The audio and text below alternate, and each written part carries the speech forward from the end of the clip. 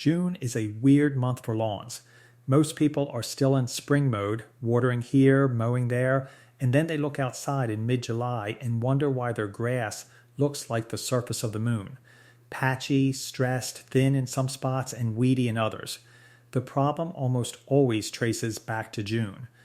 That window where you had a chance to get ahead of summer stress and either took it or didn't. Two things. That's genuinely all we're covering today. Two things that are cheap, that actually work, and that your lawn specifically needs during this month more than any other time of year. And by the way, every video on this channel is built around spending less and getting more out of your lawn. If that sounds useful to you, feel free to subscribe. Now let's get back to the video. The first thing is iron sulfate. A bag of iron sulfate runs somewhere between $10 and $20 at most garden centers or farm supply stores. You might also see it labeled as ferrous sulfate. Same thing. It's one of those products that's been around for decades, doesn't have flashy marketing, usually comes in a plain bag, and absolutely transforms a lawn when applied at the right time. So what does it actually do? Iron is a nutrient grass needs to produce chlorophyll. Chlorophyll is what makes grass green, not just a little green, but that deep, almost bluish green color you see on well-maintained lawns and wonder what they're doing differently. A lot of the time, the answer is iron. Here's why June specifically matters for this. As soil temperatures rise through late spring and into early summer, grasses that are cool season, fescues, Kentucky bluegrass, ryegrass, start experiencing what's called heat stress. Warm season grasses like Bermuda and Zoysia are waking up more aggressively and competing with whatever else is in your lawn. Either way, nutrient uptake shifts. Grass gets lighter in color, sometimes yellowish. People see that and immediately reach for more nitrogen fertilizer. That's the wrong move in June for most lawns, and it causes real problems. Nitrogen pushes fast top growth. Fast top growth in summer heat stresses grass roots because the plant is spending energy it doesn't have on leaf tissue instead of digging down for moisture. You end up with soft, lush grass that scalds in the first heat wave.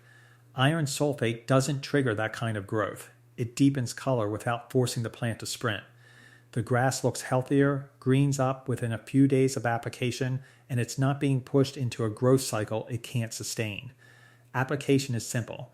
You can dissolve it in water and apply with a hose end sprayer or a pump sprayer, 1 to 2 tablespoons per gallon of water, applied in the early morning so it doesn't dry too fast in the sun. Or if you have a spreader, some people mix dry iron sulfate with sand and broadcast it across the lawn before watering in. One warning, iron sulfate stains concrete and pavement orange-brown, and that stain is stubborn. Keep it off driveways, sidewalks, and any hardscape. If you get some on concrete, rinse it immediately before it dries. For most lawn sizes, a 5-pound bag covers a couple thousand square feet.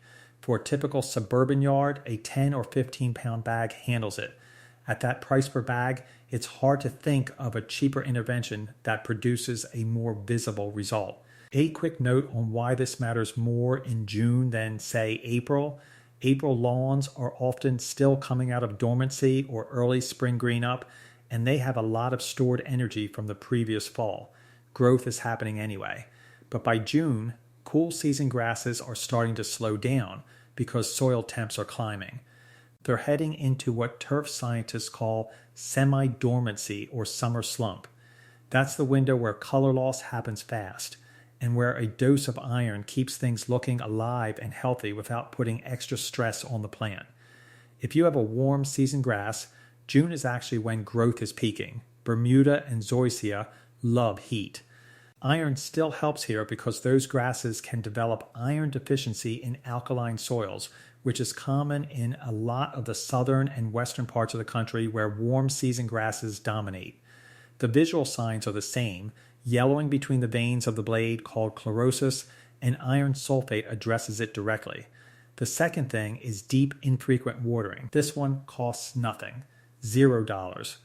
Actually, for most people, it means spending less money on water than they currently do.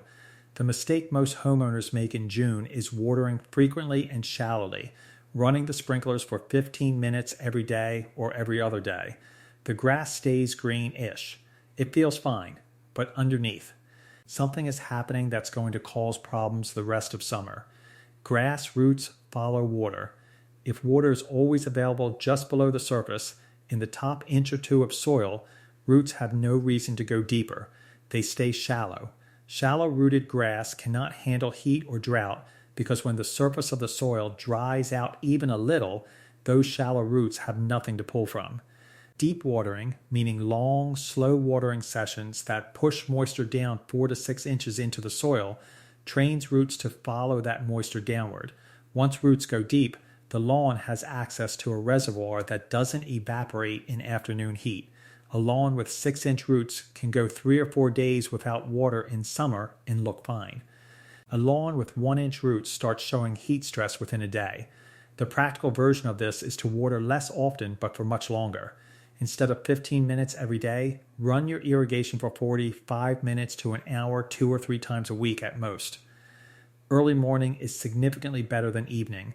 The foliage dries out during the day, which reduces fungal disease risk. Evening watering leaves moisture sitting on the grass overnight, and June humidity in a lot of regions creates the perfect conditions for brown patch and dollar spot fungi. If you don't have irrigation and you're hand watering or moving a sprinkler around, the same principle applies.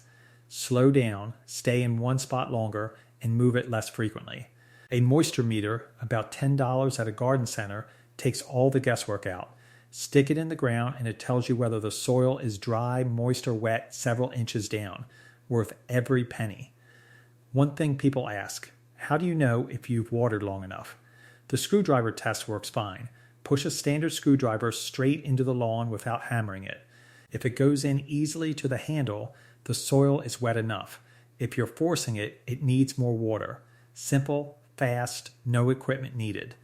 The two things together work like this. Iron sulfate handles the color and the nutrient picture, keeping the grass visually healthy and not stressed by excessive nitrogen.